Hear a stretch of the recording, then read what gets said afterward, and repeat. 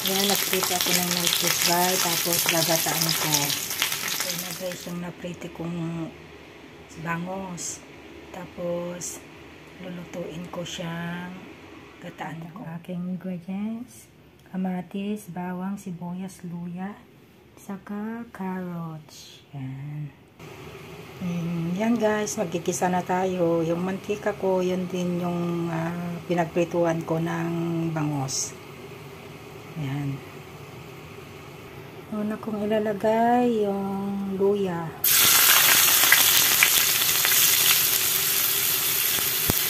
Yan. Tapos yung sibuyas.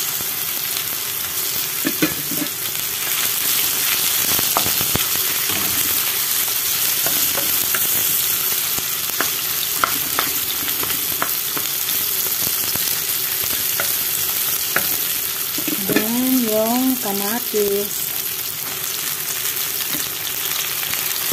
Ditutaan ko ito guys. Masarap ito guys. Pwede niyong gayarin din. Malutuin yan.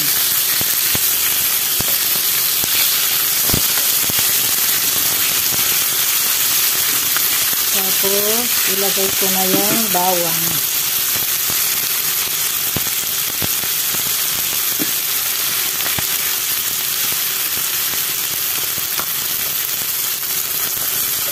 Haluin lang.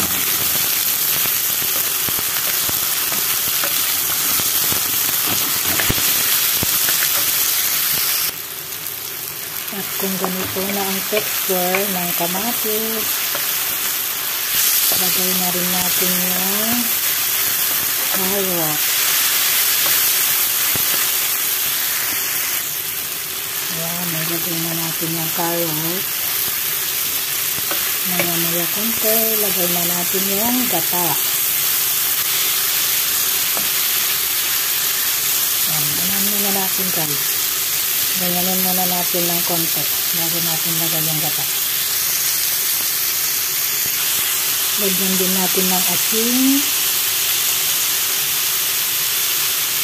Konting asin.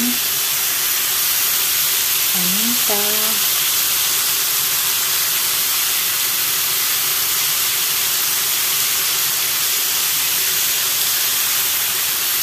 Then, gata. Lagyan na natin guys yung gata.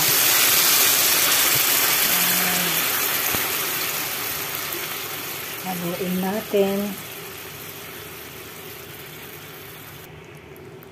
Yan. Haluin natin. Tapos, pakulaan natin konti bago natin ilagay yung paibabaw natin yung bangos para maluto rin konti yung carrots. Ayan. Ayan, kumukulo na. Lagyan natin ng konting betchin. Haluin natin. Ayan, sarap guys. Amoy pa lang, masarap na. Tapos, ilagay na natin yung bangos na prito.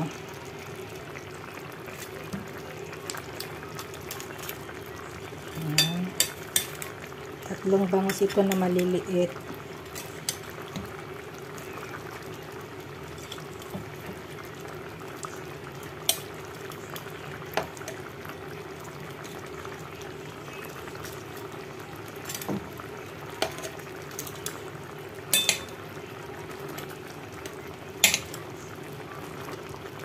Ayan guys, pakuluan muna natin sandali, tapos lagay ko na yung gulay ko.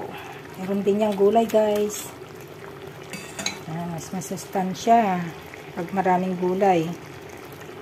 Lagyan din natin syempre ng pangpasarap na sili. Ayan. Ayan, pakuluan muna natin sandali. Ayan guys, kumukulo na. Malapit nang maluto ito.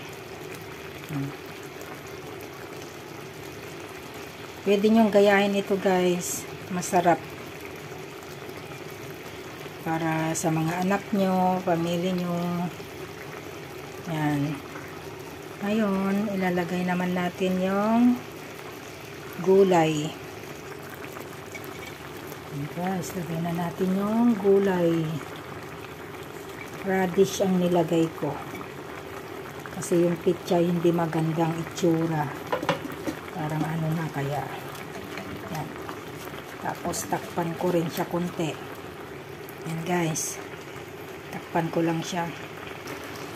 O ito na guys, yung ano niluto nating ginataang bangos. Yan, diba? Ang sarap. Tsura pa lang, masarap na. Yan, luto na to guys. Kain na tayo. Tapos na to. Yan. Tapos na yan. Thank you for watching guys.